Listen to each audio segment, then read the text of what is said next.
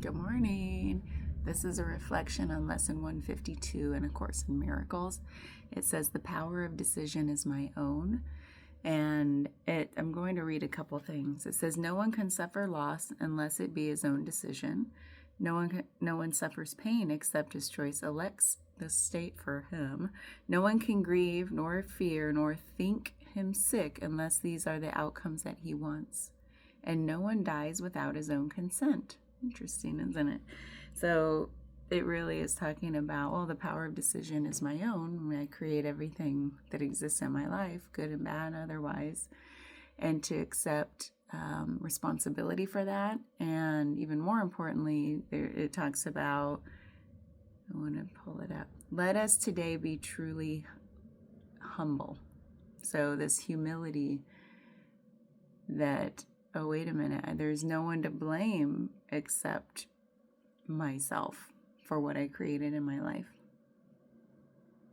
If you want to even use the word blame, which I don't really like, but just acceptance is, and come into that state of humility, which will get the ego out of that state of defense, which we've talked about in prior lessons about the ego mounting defenses because it feels attacked. And why does it feel attacked? Probably because it's doubting itself, which means it's, what do you call it? A little what's the word? I'm blanking on the word. I just had it. Maybe I need more coffee. Insecure. So all this seems tied together logically and just makes sense. And this, first of all, just saying, yeah, maybe some bad stuff happened, and where can I take responsibility or just accept that it happened? Even if you don't take responsibility, like sometimes it's like, well, that person did this very awful thing to me. How is that my fault at all? Like some random act of violence or something, I don't know. So even if you don't, I think we don't take responsibility, just accepting it instead of mounting the defenses is maybe a first step towards that. Coming into also, on the flip side, recognizing the power that we have to create all the good things in our life. The power of decision is my own. And it comes through, I think, that state of humility and acceptance.